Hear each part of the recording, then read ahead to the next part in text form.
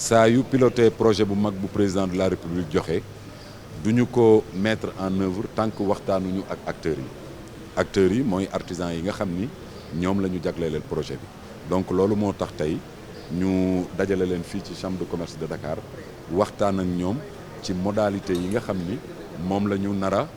ñawee tenue yi nga xam ni moom la ñu defar. alors si ay jamono gisoon nañu li nga xam ni bataaxal bi génn na ngir wax dañuy confectionner ay tenues si valeur de 30 millions sur les 3 ans am na ay coow yoo xam ne jotoon na fee jëm si yenn parents d'élèves ak tamit syndicat d'enseignement yi wax ni loolu mel lu priorité fi mel ni si jamono yi nga xam ni ñu ngi si jamonoy Covid-19 yéen en tant que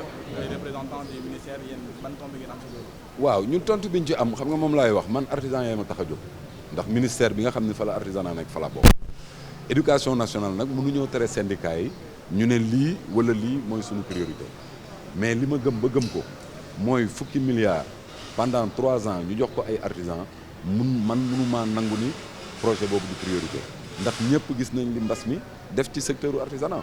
président xool loolu ci série de mesures yu mu jël du tenue scolaire yi kese table banc yi mi ngi ci interdire suspendre importation yi pour mobilier usager bi mi ngi ci donc loolu manne financière boo xam ni la dafa ñëw ci secteur bi pour suqali ko ndax ñëpp xam nañ ni secteur de l'artisanat daj ci mbas mi bari na secteur yu ko daloo donc mënuñoo nag tere syndicat éducation nationale ne loolu du seen priorité mais man xaw ma lu xew seen kër ba xam luy priorité rek lu dul priorité donc.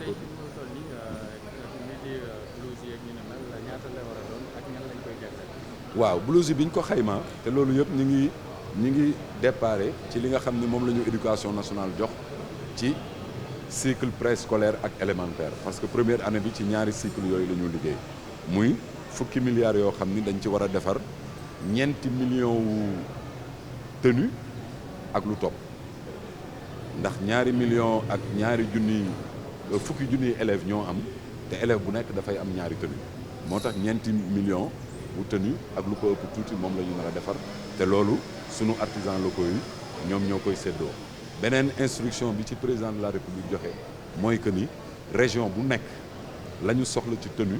dafay digle pour ñu defaree ko ci région boobu loolu moo tax teg nañu ay comités régionaux yoo xam ne gouverneur bi moo koy présider chambre des métiers yi bokk ci inspection d'académie bokk yi pour que ñu xam bu ñu xaymaa li nga xam ne région boobu moom la soxla ci ay tenues artisans yi fa nekk mën koo defar. waaw couleur yi tamit wax naa ko keroog ci télévision yi couleur yi inspection d'académie yi ñoo ko choisir dañu leen bind inspection d'académie mooy c'est-à-dire région bu nekk choisir ay couleurs librement bi ñu choisir couleurs yi juróomi couleur moo génn am na bleu am na jaune am na vert am na marron am na beige waaye nag couleur yooyu boo ko xoolee couleur bu ci nekk am na partie boo bokk mais li ma jaaxal nag mooy yéen moom marron beige rek ngeen di wax waaw.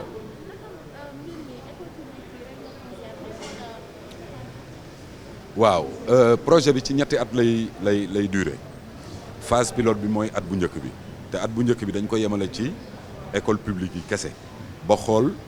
fii ak déwén naka lañ koy élargir ci école privée yi ak ci yeneen cycle yi nga xam ni sax dina weesu préscolaire ak élémentaire parce que mbébétu président de la république mooy mu delloo si tenue yi ndax rôle éducatif bi ñu am ci biir école yi boo ñu koy sol tenue li ci gën a am solo mooy dootoo xàmmeete li tubaab di wax inégalité sociale doo xàmmee ku am ak ku amul ndax loo mën a sol jël tenue boo bokk nuroo léegi ñëpp teg ci kaw daanaka du ñu xam fu kii jógee ak lu kii am waaw. dañuy defar masque yi tamit coow bu bëri jugoon na am yenn artisans yoo xam ne gisuñu seen bopp nan ngeen naka def ren ba ñëpp wax see mën a gis seen bopp. waaw alors équité boobu mooy li may wax bés bu nekk rek ñun li ñu mën a garantir mooy li président wax ñeenti millions wu masques yi ak li teg yëpp ay artisans Sénégal ñoo koy defar waaye nag bu fekkee ni dañuy joxe dara il faut ñu teg ay critères yoo xam ni moom lañ naan lii boo ko dajalee ci ngay mën a gañ a marché boo ko amul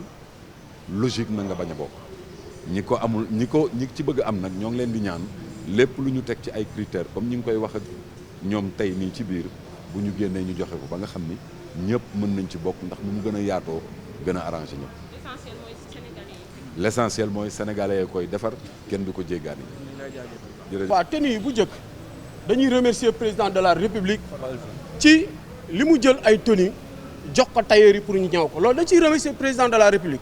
buñ ci paree remercier ministre de l'artisanal ndax vraiment gis nañ engagement bi mu am ak ministre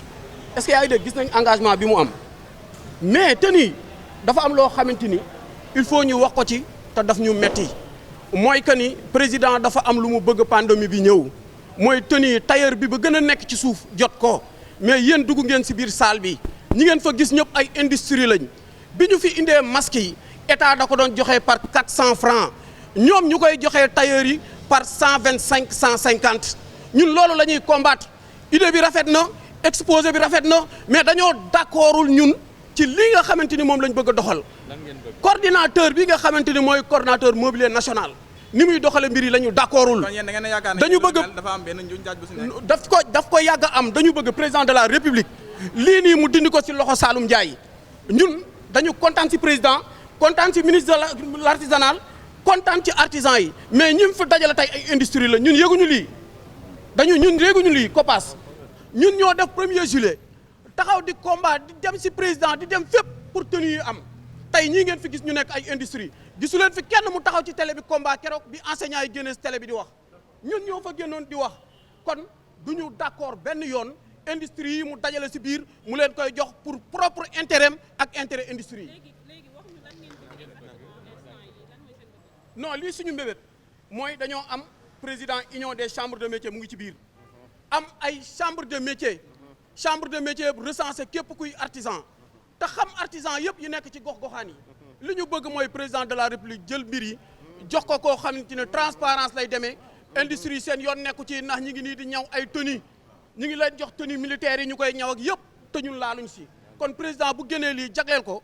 parents d'élèves yi kontaan ci ñëpp kontaan ci ñun ñu kontaan ci kon kenn waru ko jël di ko jox ay industrie